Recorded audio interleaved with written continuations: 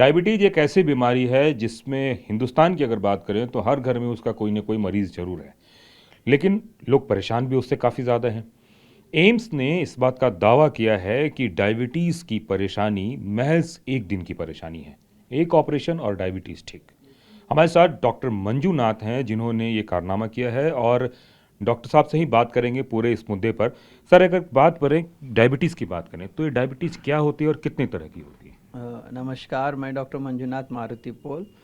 मैं additional professor हूँ department of surgery, AIIMS new Delhi से। डायबिटीज़ ये दो तरीके के है, टाइप 1 एंड टाइप 2।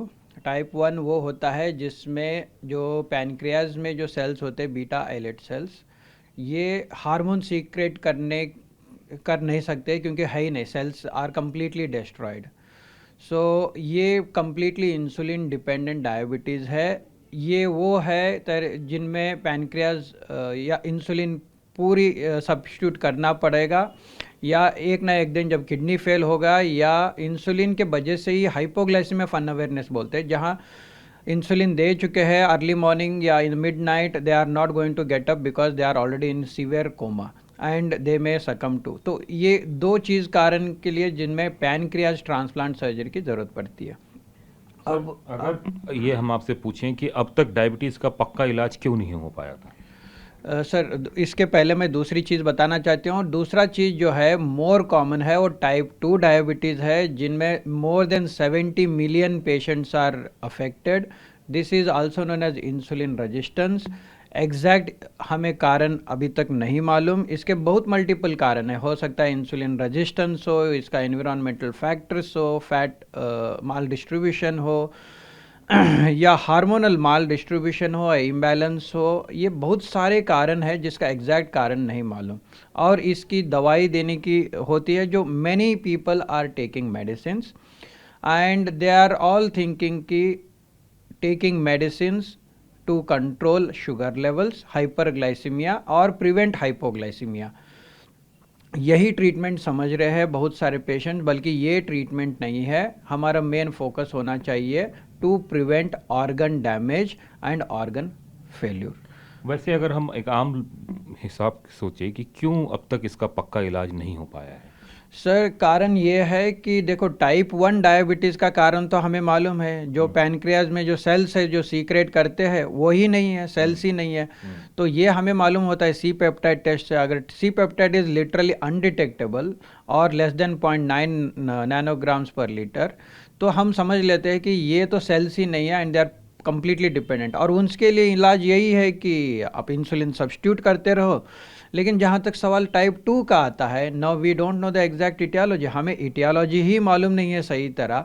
लेकिन हाँ, हम कुछ दवाई देते हैं जो आइलेट सेल्स को फोर्स किया जाता है कि आप और सीक्रेट करो, और इंसुलिन दो, और इंसुलिन दो। लेकिन इटियोलॉजी नहीं मालूम।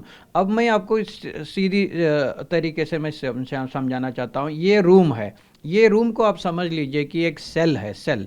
और सेल में बहुत सारे माइटोकॉन्ड्रिया, ऑर्गेनेल्स, बहुत सारे चीज़ें हैं सेल के अंदर के कंपोनेंट पर।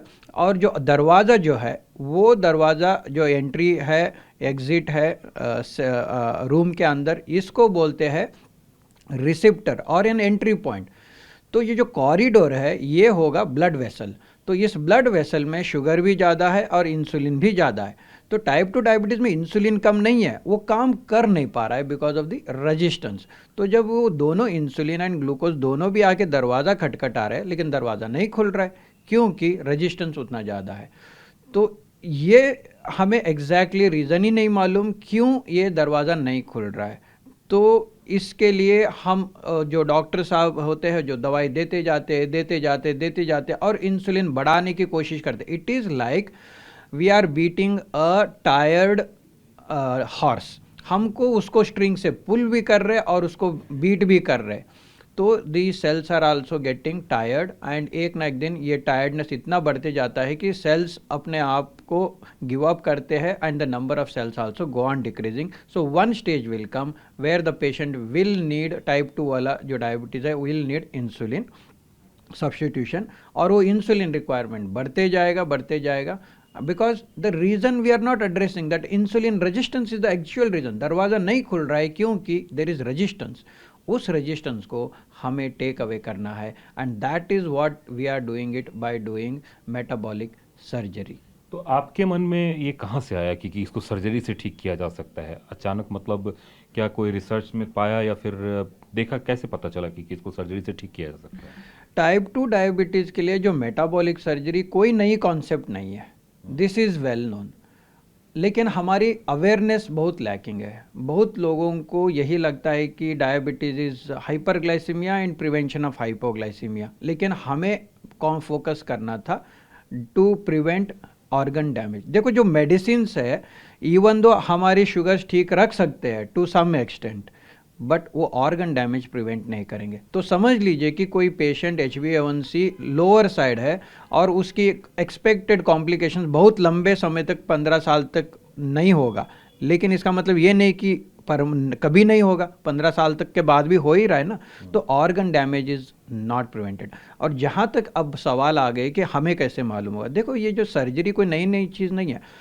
इवन 60-50 ईयर्स के पहले भी कुछ लोग आंतों को, जो छोटे आंत को शॉर्ट डिस्टेंस से लॉन्ग डिस्टेंस को कनेक्ट कर दिया, उसको जिजिनो-आइलियल बाईपास बोलते हैं। और उधर से शुरू हो गया लोगों को मालूम होने के लिए कि डायबिटीज़ ठीक हो गया उस पेशेंट का। दैट वाज अ सरप्राइजिंग, लेकिन उसमें न्यूट्रिशनल डेफिशिएंसी बहुत ज़्यादा था, तो दैट सर्जरी वाज कंडम्ड। सब्सिक्वेंटली 1995 में ये समझ में आने लगा कि कुछ सर्जिकल मॉडिफिकेशन, अनाटॉमिकल मॉडिफिकेशंस करने के बाद डायबिटीज़ ठीक हो रहा है, and that gave a research question कि क्या टाइप 2 डायबिटीज़, क्या ये सर्जिकल डिसीज़ है? हम अभी तक तो यही समझ रहे थे कि insulin resistance, insulin relative deficiency कुछ चल रहा है और हम दवाई पे दवाई देते जा रहे, and that's not ending, and ultimately patients are ending up with organ damage. लेकिन कुछ सर्जरी, मॉडिफिकेशन ऑफ मेटाबॉलिक, जो अनाटॉमिकल मॉडिफिकेशन जो स्टमक इंटेस्टाइन पे करने के बाद जब ठीक होने लगा, तो there was a surprising question कि क्या diabetes is a surgical disease. And इस संशोधन में लोग करते गए, 2005 में ही बहुत लोग पब्लिकेशन शुरू कर दिए, और 2016 में इंटरनेशनल डायबिटिक फेडरेशन 2016 ने अपने गाइडलाइंस में उन्होंने लिख दिया कि अगर डायबिटीज़ जो दवाई लेने से ठीक नहीं हो रहा है, कंट्रोल नहीं हो रहा है, you should go for surgery, and that surgery is metabolic surgery. Sir एक बात बताएं कि ये केवल किस तरह के मरीजों को ये सर्जरी करानी चाहिए, और क्या बच्चे और बूढ़ों पर भी यह सर्जरी एप्लीकेबल है? जहाँ तक मैंने अभी जस्ट बताया आपको, इंटरनेशनल डायबिटिक फेडरेशन, उसके बाद American association of metabolic surgeons, IFSO guidelines, सारे लोग मिलके इस पे चर्चा करके इन्होंने गाइडलाइंस पुटअप किया है। तो currently the guideline is between 18 to 65 years लोगों में ही सर्जरी करते। अब देखिए किस में ये फ़ायदा नहीं होगा या किस में ज़रूरत नहीं पड़ेगी। देखो अगर 25 साल का डायबिटीज़ है और 10-15 साल से इंसुलिन ले रहे हैं, तो उनमें जो ये मेटाबॉलिक सर्जरी फ़ायदा नहीं करेगा, क्योंकि देखो जिस दिन पे डायग्नोसिस हो जाता है डायबिटीज़ है करके, तो the cells are reduce to 50%। जो पैनक्रियाज में जो सेल्स बचते हैं, beta islet cells, they are just 50% available. Okay, और जिस टाइम पे वो इंसुलिन लेने के टाइम आ जाता है, दवाई ले लेके उसके बाद एक दिन आएगा जब दवाई से कुछ हो नहीं रहा, इंसुलिन लेना पड़ेगा करके डॉक्टर साहब बता देंगे। जब इंसुलिन लेने के टाइम आएगा, वो 10% सेल्स बचे रहेंगे, और वही 10% सेल्स जब 10 साल तक इंसुलिन लेते रहोगे तो वो भी ओवर आउट हो जाएंगे वेयर एंड टेयर से, तो अल्टीमेटली बचेंगे 2 से 5% at the end of 10 years of usage of insulin. तो ये सर्जरी उनके लिए फ़ायदा नहीं होगा। अब दूसरा ग्रुप है जो लंबे समय तक दवाई ले रहा है, ये 1-2 दवाई ले रहा है, और लेकिन उनका HbA1c जो बोलते हैं कि what is the control that I am having at the end of 3 months, तो और वो बता रहा है कि लेस देन 6.5 है, तो उनको सर्जरी की ज़रूरत नहीं पड़ेगी, क्योंकि जो कॉम्प्लिकेशंस होने वाली है वो 15 साल के बाद होगी। तो अब सवाल यही आएगा, मैंने पहले बताया था कि the primary focus of treatment should be to prevent organ damage. लेकिन हम कर क्या रहे? ऑर्गन डैमेज तो हो गया है ना पेशेंट को, तो why are we not focusing? तो ये इर्रेस्पेक्टिव ऑफ उनकी कोई भी जो कंट्रोल है, अगर उनके ऑर्गन डैमेज अर्ली स्टेज में है, हम उनको भी ट्रीटमेंट एडवाइस करेंगे। This is also known as clinical judgement overriding the available numerical values. तो हम न्यूमेरिकल वैल्यू जो HbA1c इतना है उतना है ये हम नहीं देखेंगे, हम देखेंगे कि इस ये जो लंबे समय के डायबिटीज से ये जो ऑर्गन फेलियर हो रहा है तो they get a preference that is clinical judgement overriding numerical values. Sir ये बैरिएट्रिक सर्जरी से कितना अलग है, या फिर कोई दोनों एक ही तरह है, या उनमें कोई अंतर भी है? और दूसरा, क्या इसको हम मोटापा खत्म करने वाली सर्जरी कहेंगे या फिर डायबिटीज़ खत्म करने वाली सर्जरी कहेंगे? मैं जहाँ तक आपको बताना चाहता हूँ, ओबेसिटी और diabetes these are two sides of a same coin. Diabetes can cause obesity और it can also cause malnutrition, और वैसे obesity by itself can cause diabetes. तो they are two sides of a similar coin. अब देखो, जहाँ obesity की surgery was like, obesity is basically surgical disease, क्योंकि उसमें बहुत सारे हार्मोनल इम्बैलेंस होते हैं जो करेक्शन होने के बाद there is significant improvement and life changing चीज़ें हो जाती है उनमें। और उन पेशेंट्स में जब ओबेसिटी प्लस डायबिटीज़ कॉम्बिनेशन था और ये सर्जरी किया गया था, diabetes got solved on day 1 to itself. तब जाके हम लोगों को आइडिया आ गया कि हाँ, क्या ये डायबिटीज़ क्यूर करने वाले या मैक्सिममली सॉल्व करने वाली चीज़ है।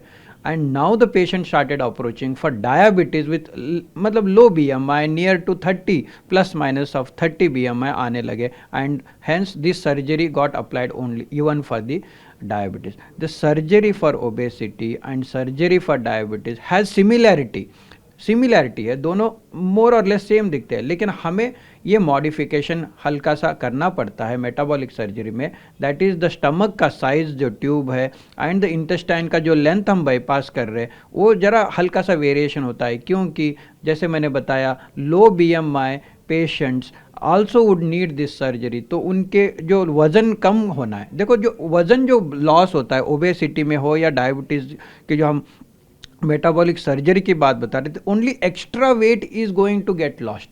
डोंट कंसिडर कि वो पेशेंट माइनस में जाएगा, नहीं, माइनस नेगेटिव में नहीं जाएगा, वो एक्स्ट्रा जो एक्सेस वेट इधर उधर डिपॉजिट हुआ है वो रिड्यूस होगा सिग्निफिकेंटली। सर आपके शोध को क्या अब तक इंटरनेशनल मान्यता मिल गई है या अभी ये प्रोसेस में है? हमने देखो, जहाँ तक मैंने ये सर्जरी शुरू किया है 1.5 साल से, and we have done more than 120 cases for obesity and about 30 to 35 cases of only patients who came for diabetes reversal. तो हम जो आज बात कर रहे हैं कि सर्जरी फॉर डायबिटीज़, 35 पेशेंट्स की बात कर रहे हैं, ये स्टडी अभी भी शुरू है। Okay, this has been a part of the other study. तो ये अभी पब्लिकेशन हम अभी नहीं भेज रहे, क्योंकि ये कंटिन्यूटी होता है, जब स्टडी खत्म होगा तभी हम भेजेंगे। अब जहाँ तक सवाल आ गया कि क्या internationally already metabolic surgery is recognize, and the recognize surgeries रू एंड वाई बाईपास बोलते हैं और स्लीव गैस्ट्रेक्टोमी बोलते हैं, एंड रू and Y is more reliable than the sleeve gastrectomy for treatment of diabetes. लेकिन जहाँ तक हम सर्जरी कर रहे हैं, देखो तो आज ऐसा क्या नई चीज़ आ गई जो एम्स वाले बता रहे थे, we have simplified the surgery.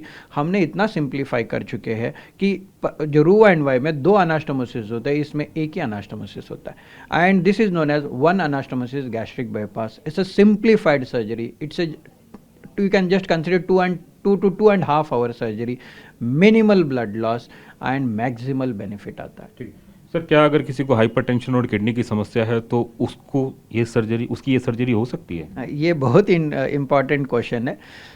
जैसा हमने ऑलरेडी बता चुके हैं कि HbA1c ज़्यादा है उनको तो हम करना ही है। अगर HbA1c ज़्यादा है या हल्का सा ज़्यादा है लेकिन किडनी फेल की तरफ जा रहा है, ऐसे हम 12 पेशेंट्स को हम ऑलरेडी सर्जरी कर चुके हैं। This has been one of the very beneficial. अब देखिए इसका बेनिफिट कौन से लेवल पे हो सकता है। जैसे the patient of kidney failure को अल्टीमेटली किडनी ट्रांसप्लांट की ज़रूरत पड़ेगी। मैं खुद भी एक किडनी ट्रांसप्लांट सर्जन हूँ, I am a certified surgeon and I have been doing more than 11 years of transplant. अब सवाल ये आता है कि जब किडनी फेल जो क्रिएटिनिन 1.7 के ऊपर होता है या CKD 11.3B के ऊपर होता है, उनमें भी हमने सर्जरी किया है। Let me come back to this point. अब इसका बेनिफिट क्यों होगा? There is lot of risk. देखो, हम जो सर्जिकल कॉम्प्लिकेशन जो छोटे मोटे भी होते हैं जो डिटेक्ट करने की जो बहुत इंपॉर्टेंट होते हैं, early detection, problem get solve and the patient is discharge and living happily healthily thereafter. अब क्या होता है कि ट्रांसप्लांट की जो मेडिसिन होते हैं ऑल आर डायबिटोजेनिक। वो डायबिटीज़ अगर एग्जिस्टिंग है वो इतना ब्रिटल डायबिटीज़ करेगा, higher and higher doses of insulin लेते रहेंगे। उसके पहले ही हम अगर डायबिटीज़ की सर्जरी करेंगे और 1 साल तक पेशेंट वो सेट होने के लिए ले लेगा, आफ्टर 1 year इफ़ ही और she undergoes transplant surgery, their life quality is far better, क्योंकि डायबिटीज़ तो ऑलरेडी सॉल्व है। और ये जो डायबिटोजेनिक डायबिटीज़ कॉज करने वाली इम्यूनोसप्रेसेंट जो दवाई है वो उसका अपना असर दिखाएंगे, लेकिन डायबिटीज़ तो कम लेवल पे रहेगा या नहीं रहेगा। सर, किस तरीके के मरीजों को सर्जरी की सलाह दी जाती है? क्या इसका कोई क्राइटेरिया भी रखा है कि HbA1c इतना होगा उन्हीं की सर्जरी हो सकती है, उनकी नहीं हो सकती है? देखिए, ये जो HbA1c what is the level, कितने क्राइटेरिया पे कब सर्जरी करना, ये बहुत बहुत मतलब गाइडलाइंस में अभी फ़िलहाल नहीं है, और western guidelines and our guidelines are totally different. Okay, मैं एक चीज़ बताना चाहता हूँ कि अगर आप गूगल में टाइप करेंगे what is thin fat Indians, ये बहुत सारे डिटेल्स आएंगे, बहुत सारे आएंगे। तो ये क्या है thin fat? There research articles which are mentioning thin fat Indians. Thin fat Indians ये होता है कि obviously looking they are thin, but they are fat at the abdomen level. This is known as thin fat. अब Indians का क्यों नाम डाला? क्योंकि Indians are more prone for diabetes at lesser weight and BMI level. They are having इधर genetic predisposition, कुछ तो है जिस कारण से ये हो रहा है। उसीलिए इवन द इंटरनेशनल गाइडलाइंस का जो BMI क्राइटेरिया है वो -2.5 करती है, और जो HbA1c की क्राइटेरिया हम लोग -0.5 करते हैं। जो इंटरनेशनल गाइडलाइंस, ये सर्जरी जो मेटाबॉलिक सर्जरी है ये अनकंट्रोल्ड डायबिटीज़ के लिए है। अब what is uncontrolled diabetes? Uncontrolled diabetes हम उनको लेबल करते हैं, जैसे वेस्टर्न की लिटरेचर क्राइटेरिया बोलते हैं anything HbA1c more then 7 and more than 2 medicine. Duration वो डिफाइन नहीं करते।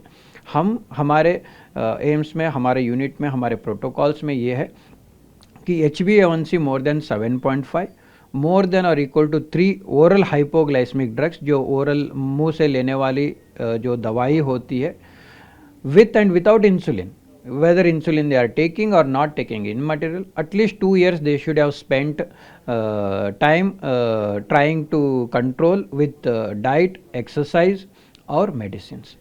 उन लोगों को हम अनकंट्रोल डायबिटीज़ करके उनको हम सर्जरी के लिए क्राइटेरिया में इंक्लूजन करते हैं। सर, सर्जरी की प्रक्रिया क्या है? ये कितने घंटे की होती है और क्या करते हैं इसमें आप लोग? मैं फ़र्स्ट ऑफ़ ऑल ये बताना चाहता हूँ कि जब भी किसी को समझ में आता है कि डायबिटीज़ की सर्जरी कर रहे हैं डॉक्टर साहब, डायबिटीज़ ठीक करने के लिए सर्जरी कर रहे हैं, तो समझ में आता है इनिशियली लोगों को कि ये सर्जरी पैनक्रियाज पे हो रही है। ये सर्जरी टाइप 2 डायबिटीज़ के लिए ये पैनक्रियाज पे सर्जरी नहीं हो रही है, ये सर्जरी हो रही है स्टमक पे और स्मॉल इंटेस्टाइन पे। तो ये सर्जरी हम स्टमक को ट्यूबुलर स्ट्रक्चर में कन्वर्ट करते हैं।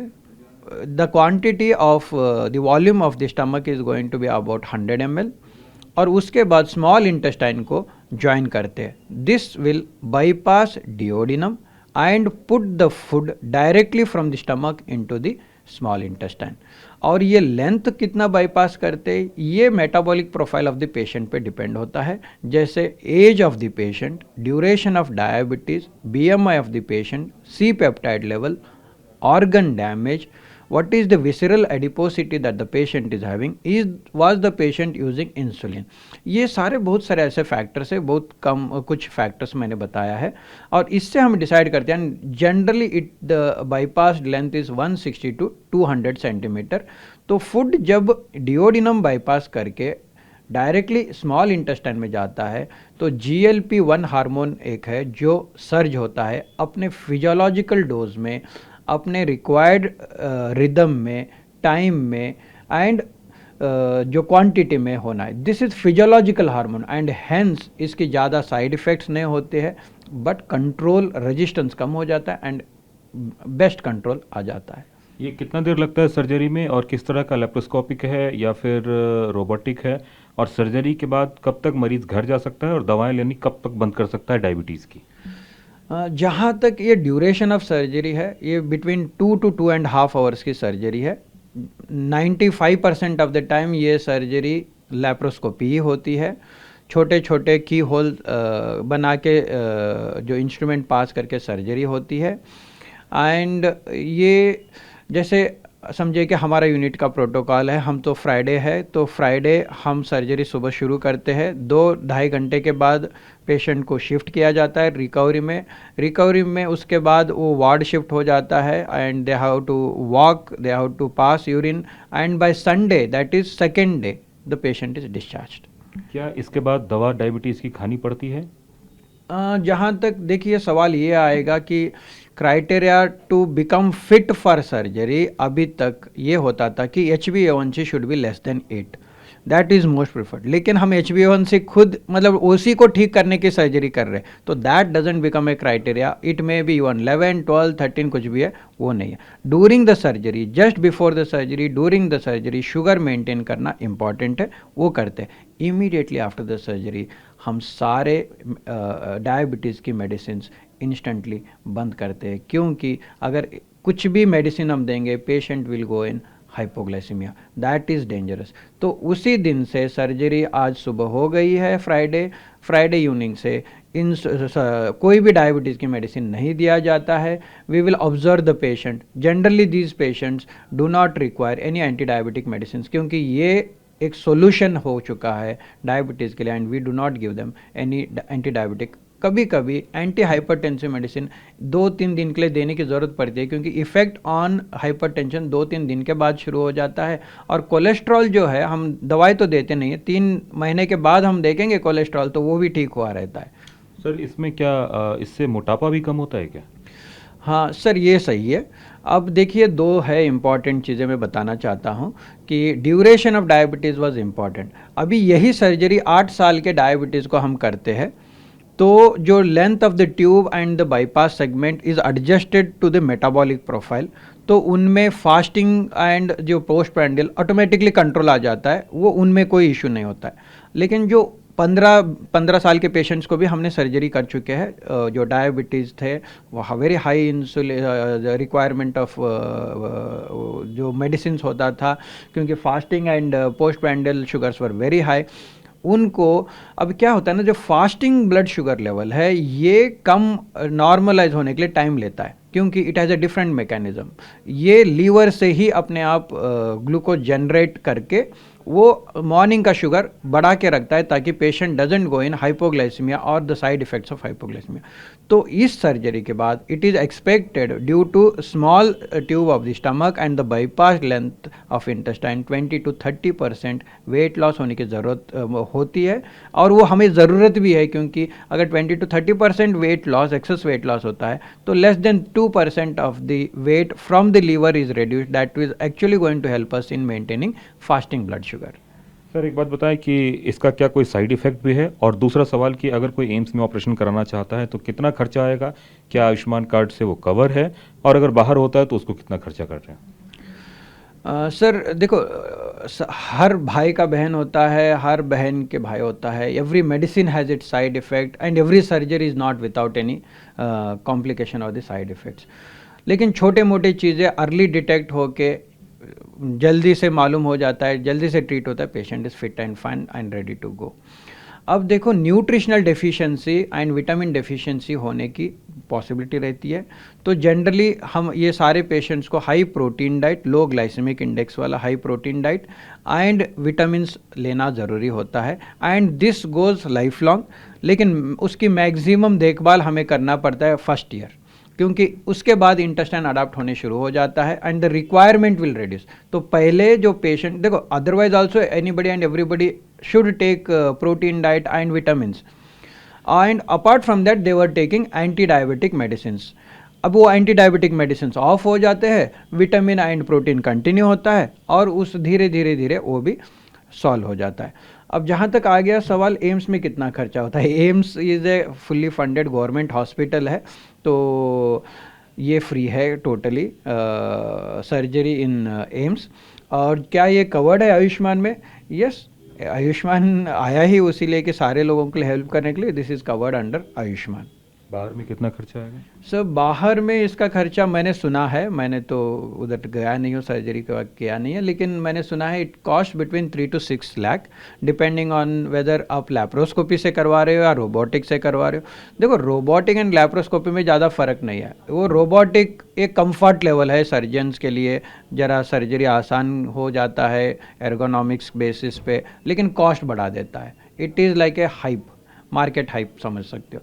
और जहाँ तक लैप्रोस्कोपी है, सेम चीज़ें हैं लैप्रोस्कोपी के लिए। If a surgeon is doable with that, it straight away go had and it is also wonderful. So 3 to 6 lakh की सर्जरी है बाहर, एम्स में it is absolutely free. Sir एक आखिरी सवाल कि क्या एक बार ये ऑपरेशन हो जाए तो दोबारा से उसको डायबिटीज हो सकता है, और दूसरा ऐसे मरीजों को लाइफस्टाइल क्या अपनाना चाहिए? देखो ये मॉडर्न एरा में हमारा एक इम्पॉर्टेंट चीज़ होना ज़रूरी है कि we have to maintain a healthy lifestyle. अगर हेल्दी लाइफस्टाइल मेंटेन नहीं कर पा रहे तो चीज़ें वापस आएंगे ही।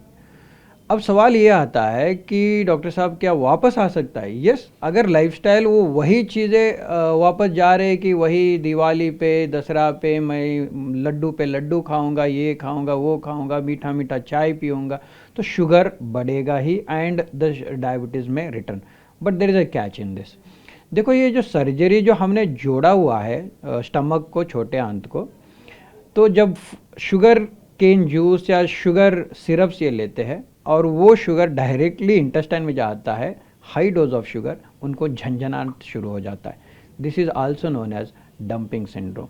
तो ये झंझनाहट ही इनको बचा लेता है कि ना मैं नहीं खाऊंगा, मैं नहीं पीऊंगा, और ये अपने आप को फिट एंड फाइन रख लेते कि ना मुझे ये फूड नहीं खाना है, मुझे ये फूड नहीं खाना है, मुझे ये फूड खाना है, ये फूड खाना है। तो they generally tend to avoid high dose of carbohydrate diets या carbohydrates and they prefer to use protein diet. ये आदत पड़ जाती है। तो मैं ये बताना चाहता हूँ कि 95% ऑफ द पेशेंट्स को एक रीबर्थ मिला है।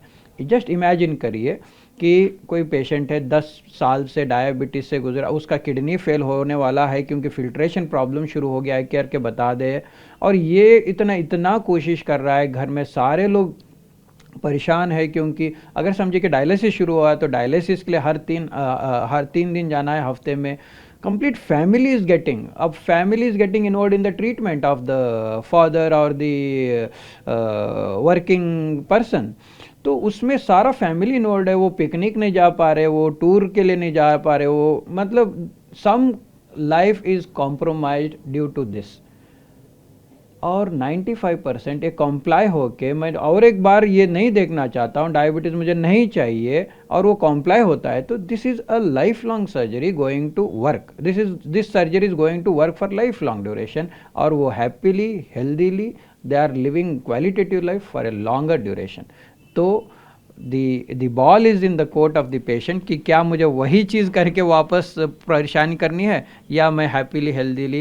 एंड देखो ना, जो पेशेंट सर्जरी के बाद 10-20% जो परसेंट वेट लॉस करता है, क्रोनोलॉजी एज 65 हो सकता है, लेकिन physiological age goes back to say 50, 15 साल पीछे गए हैं हेल्थ में। Just imagine he is looking so sweet, healthy and smart. ये एक वेरी स्ट्रेट एग्जाम्पल है, जो मेरा खुद का एक पेशेंट है, जो वेरी हाई प्रोफाइल पेशेंट है और करंटली मेंबर ऑफ पार्लियामेंट में है, और ही कीप्स टेलिंग मी कि, और उनके सारे जो मीटिंग्स बहुत अटेंड करते रहते हो, तो उनका काम है सोशल वर्क करना है, मीटिंग करना है। तो सर लोग मुझे भी बोलते हैं कि sir now our boss is looking so young, healthy and beautiful करके।